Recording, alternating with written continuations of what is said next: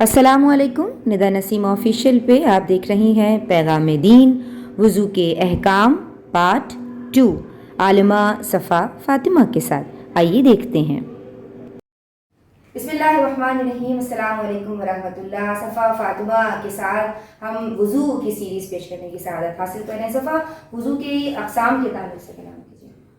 بسم اللہ الرحمن الرحیم۔ نبی کریم علیہ الصلوۃ والسلام نے وضو یعنی طہارت صغریٰ کی فضیلت بیان فرمائی، اور وہ اس طرح سے ہے کہ اگر 5 مرتبہ دن میں کوئی شخص وضو کرتا ہے تو وہ گناہوں سے بھی پاک ہو جاتا ہے، اس کا بدن بھی پاک ہی رہتا ہے اور صاف رہتا ہے، اور انسان فریش رہتا ہے وضو کرنے کے بعد۔ پھر اس کی اقسام کے حوالے سے اگر کلام کیا جائے، وضو رہنے سے اس میں بھی برکت ہوتی ہے۔ بالکل بے شمار فضائل ہیں، انشاءاللہ اس کے حوالے سے بھی کلام کریں گے۔ وضو کن چیزوں کے لیے فرض ہے تو یاد رکھیے کہ نماز پڑھنے کے لیے، چاہے وہ فرض ہو یا نفل ہو، کوئی سی بھی نماز ہو، کوئی سا بھی سجدہ ادا کرنے کے لیے وضو کو چھونا ہو، چاہے ایک آیت ہی کیوں نہ ہو، وضو کرنا فرض ہے۔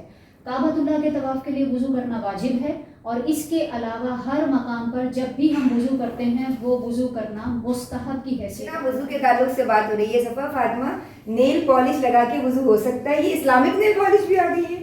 دیکھیں، نیل پالش 2 طرح کی ہوتی ہے، پیل آف ہو یا جو پہلے استعمال ہوا کرتی تھی، دونوں پر تو وضو نہیں ہو سکتا، اور دونوں کا حکم یہ ہے کہ وہ ایک لیئر بنا دیتی ہے، اس کے نیچے پانی نہیں پہنچے گا۔ لیکن ایک اور نیل پالش آئی ہے جس کو اسلامک نیل پالش بھی کہا جاتا ہے، اور بھی اس کے کئی نام ہیں۔ اچھا، تو اس کا یہ کہا جا رہا ہے کہ اس کے نیچے پانی کی اگر آپ پانی اس پر کچھ سیکنڈز بہاتے رہیں تو پانی کی تری نیچے پہنچ جائے گی، تو یاد رکھیے گا وہ تری نیچے پہنچنے سے بھی وضو نہیں ہوگا، کیونکہ پانی کا بہانا ضروری ہے، تری پہنچنے سے وضو نہیں ہوگا، پھر یہ اسراف بھی ہوگا، دھونے کے حکم میں نہیں ہوگا، اور اس کو ریموو کرنا ہوگا، پھر وضو کرنا۔